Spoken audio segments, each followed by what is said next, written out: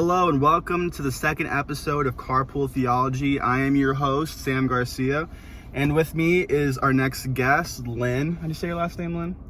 McGinley. Lynne McGinley, yes. So I'm new here. I've been here for about 3 months now, but you've been here a bit longer than I have. How long have you been a member at Prince of Peace Lutheran Church? I have been a member since the sanctuary was where Gainsey Hall is now.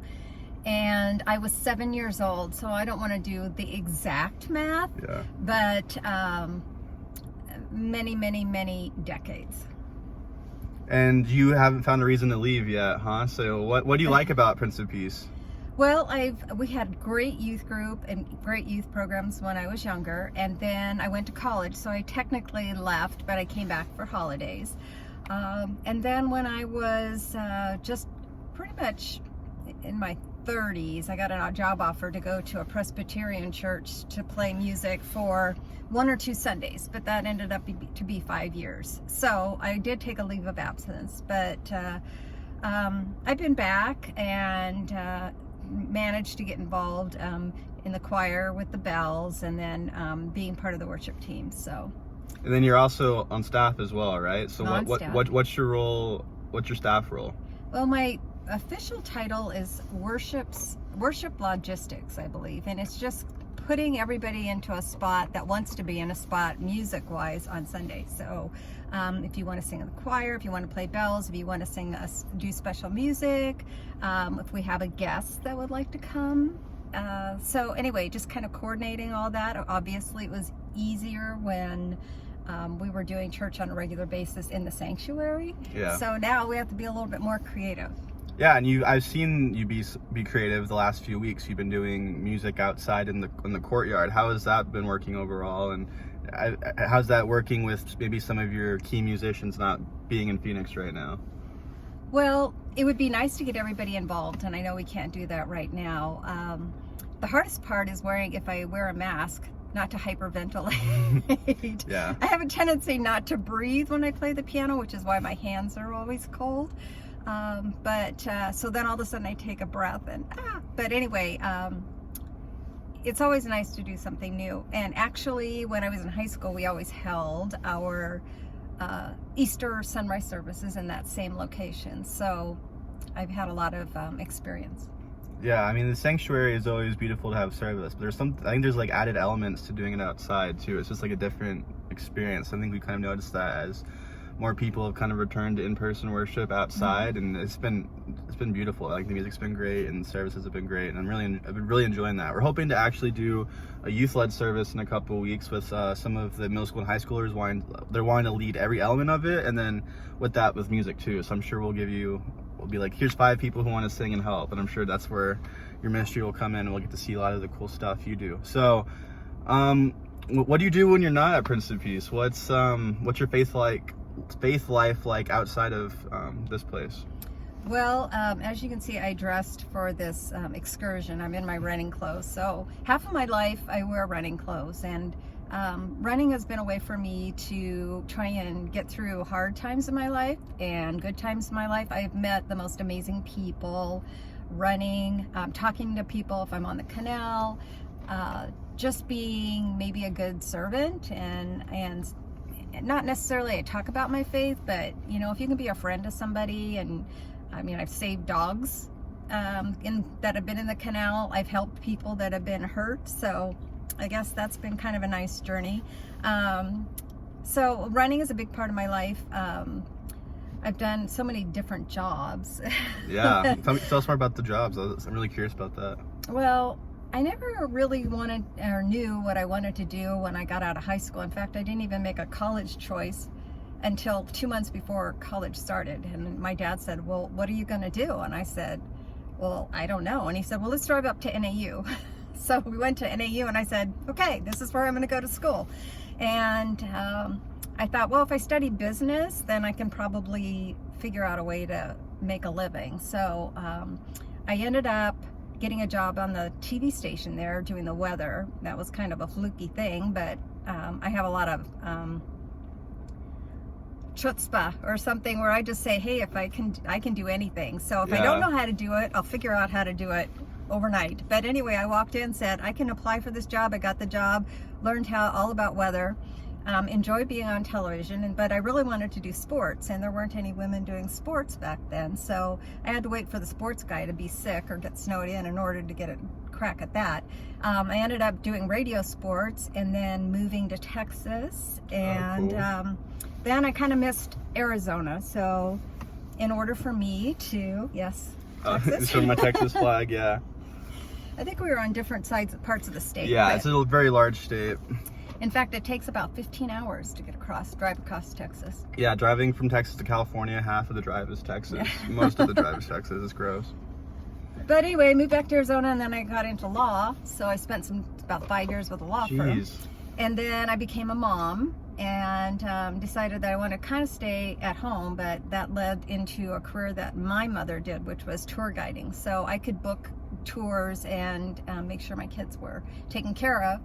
And I used my microphone experience for that. So I'd get on a bus and take people around Arizona and talk about what we have here to offer.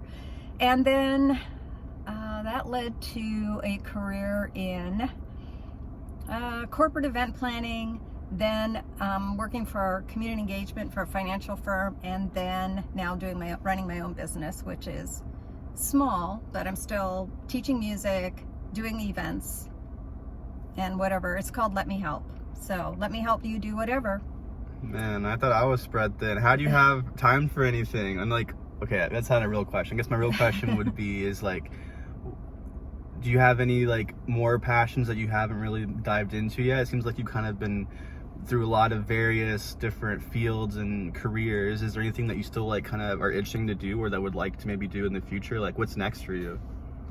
Well, at one time, I had wanted to get into politics, but I've kind of laid back on that. I think my problem is I like to do so many things, and I wish I could spend more time doing the things I do better.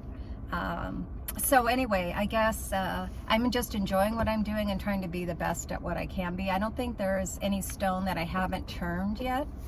But you know, every day is a new day. Yeah.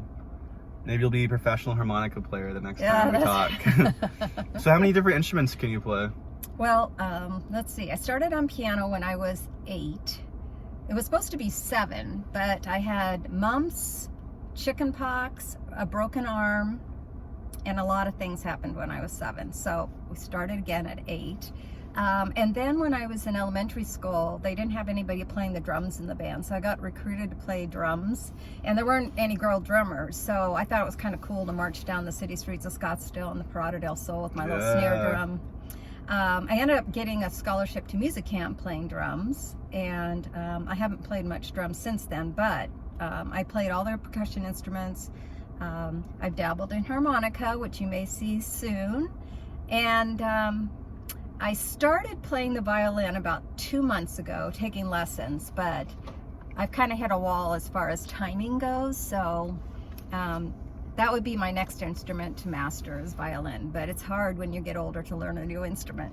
Especially if you know how to play so many other instruments, like I don't know, because it's bass and treble clef, right? Can you read both? Yes. Right, so I'm sure there's just like some similarity, like Karen Duffy says she can play like 4 different instruments, but she can't play handbells because it's harder to learn because she's so used to the other instruments that she knows how to play. So like, I don't know where I was going with that, but like, yes, like I understand, I see what you're saying. So, what music do you listen to outside of church? Like, what's some of your influences? What do you listen to if you're on a long road trip and just need to jam out for a bit? Country. Country? Okay. like old school country, pop country, where? I mostly probably kind of all country because I want to keep current.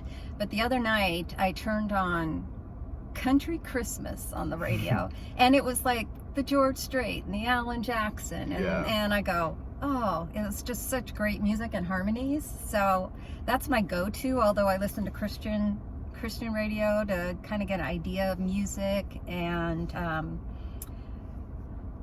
sometimes pop just to keep current. Yeah. So what are some so church music kind of has kind of the same style or sound most of the times. what other, do you maybe watch or listen to other denomination or other religion services? Like, where do you get influenced for music, or is there are there other denominations or type of music that you enjoy that would maybe be good in at Prince of Peace? Or Well, I know that some of the Bible churches do a lot more musically with larger bands and instruments. I feel like we could do a little bit more. We have a lot of musicians that are closet musicians at our church, and I mean, it would be just so great if we could get some more of those people actually worshiping up front. Because personally, I don't always like to be the leader. I'd rather just be the person that kind of puts it all together and just adds in. But maybe it's my sales pitch. I haven't been able to talk to enough people. yeah, what would you say to the closet musicians watching this right now that might be able to lead at Prince of Peace sometime? Yes, you all have the ability. If I can get up there and do what I do, I mean, I'm not the best singer, I'm not the best piano player, I'm not the best at anything, but if we can bring everybody together, we can create such a great sound and opportunity. And then experiencing it too, like being a part of that, being in that community, making music with people at your church, with your friends, with your peers, it's like really special. And I'm really like, that's what I love about music. That's what I love about music and worship. Like, what other things do you enjoy about music and worship? So like, I think there's a quote, sorry if I misquote this, but it's like, next to the word of God, the music is the greatest gift. So like, maybe what do you like, what do you think is important about music in service? And like on like a theological level, like what do you think it adds to the service? More like kind of deeper question here. Well, I think if you listen to a song that you've heard before, it reminds you of an experience in your life. I mean, if you are not moved by music, then perhaps I'm not doing enough or we're not doing enough. But the words of the songs, it can take you to a different worship level.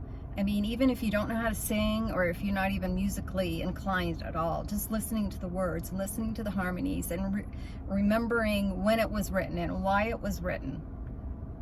Like our national anthem, or Christmas songs, and songs that the music was written in the 1600s and the words were written in the 2000s. Yeah. Well, and I hear so many people say that like church isn't the same because we can't sing right now with distancing and masks. And I think now that we've kind of been able to sing again in some setting, it's added a lot. Like worship seems more fun, more fulfilling, more full, more whole. And I definitely think without music, it doesn't feel complete. So I'm definitely there. And as far as like different words and translations, I think that's why it's super important for people to pick up those older hymns and try to revisit them, recreate them, reimagine them, reform them. And that's why I've been loving working with you, because you're down to do that kind of stuff with me. So it's like, okay, a Mighty Fortress, how do you make a 2020 version of this? Do we make a 2020 version of this? So it's been really fun. Let's see, what else do I want to say? Any advice to a 22-year-old who just moved for a new job? What would you say to them to help get them going? Well, I think Arizona is definitely the state of opportunity, because we have so many people that visit our state, and we have so many different geographic regions. So if you're not going to stay in the Phoenix area, you can migrate further. But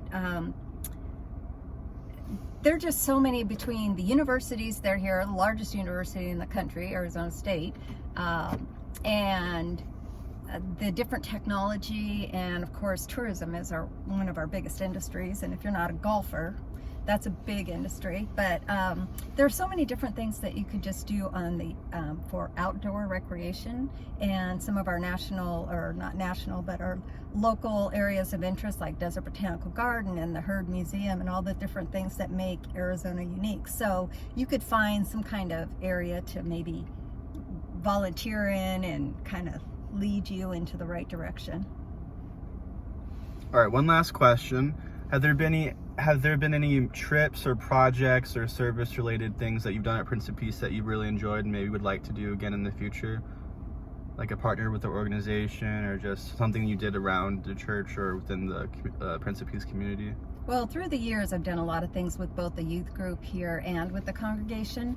But I realized just in the last few years how many churches we have in just this immediate area within like a 5-mile radius, and are partnering with the UCC Church, Shepherd of the Hills, just to the north of us, and that has been great. We did a Thanksgiving service with them last year, which would have been fun to pull off again this year. I think we can really grow by just deciding to join forces, so to speak, and with some of our neighboring churches, and do things on a community level more than just here on 56th Street in Indian School. Yeah, and if you were to even make that like an interfaith lens too, there's a lot of synagogues and other different interfaith stuff that's partnering where there's a lot more similarities and differences, and we can come together for a lot of those things too. So Lynne, thank you so much for talking with me, meeting with me. It's been a pleasure.